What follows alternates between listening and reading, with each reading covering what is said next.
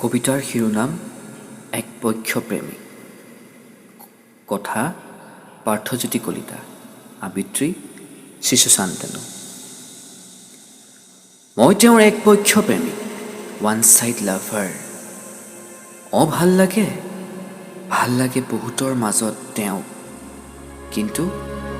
কিন্তু ভাল পোৱাৰ চেষ্টা কেতিয়াও কৰা নাই। মোৰ মনত ভাৱ হয়, তেওঁক ভাল পালে কিজানি ভাল লগাবোৰ হেৰাই যাব। বুকুত তেওঁৰ বাবে সাঁচি ৰখা ভাল লগাবোৰ ভাল পোৱাৰ নাম দিলে কিজানি বিষাদৰ সুৰ হৈ নিগৰিব। মোৰ ভাল লগা কেঁকুৰা চলিকোছা তেওঁৰ প্ৰিয় নহ'বতো পাৰে। তেওঁৰ একপক্ষ প্ৰেমিক হৈয়ে মই থাকিম। তেওঁ এই বাটেৰে আহিব বুলি মই নিতৌ অপেক্ষা কৰিম। বুকুত মৰমবোৰ তেওঁৰ বাবে আছুতীয়াকৈ ৰাখিম। মই তেওঁৰ একপক্ষ প্ৰেমিক হৈ থাকিম, কিন্তু ভাল পোৱাবোৰৰ নাম দি ভাল লগাবোৰ ব্ৰেকআপ কেতিয়াও নিদিওঁ। মোৰ তেওঁৰ প্ৰতি থকা ভাল লগাৰ পাগলামিবোৰ দেখি লগৰবোৰে জোৰ কৰে প্ৰপ'জ কৰিবলৈ। মই এটা মিচিকে হাঁহি মাৰি কওঁ, আৰে ভাই, মই এনেকেই সুখী আছোঁ।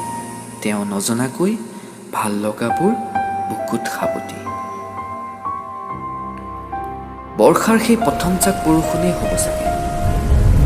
আমি ডায়েটৰ পৰা ঘৰ মোৱা হওঁতেই মুখলধাৰ বৰষুণ জাকে আমাক জুৰুলি জুপুৰি কৰি তিয়াই গৈছিল।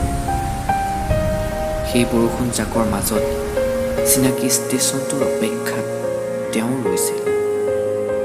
তেওঁ ট্ৰেইনখন নাপাব বুলি লগৰ এজনে আগবঢ়াই দিয়াৰ প্ৰস্তাৱ দিছিল। তেনেতে টেক্সিখন অহাত তেওঁ সেই চিনাকি ষ্টেচনৰ দিশে আগুৱাইছিল। হঠাৎ এদিন চকু পৰিল তেওঁ ফেচবুকৰ প্ৰফাইলত জিলিকি থকা সেই বিশেষ শব্দকেইটা, ৰিলেশ্যনশ্বিপ উইথ ছামৱান এলছ। মোৰ চকু দুটা থৰ হৈ গৈছিল।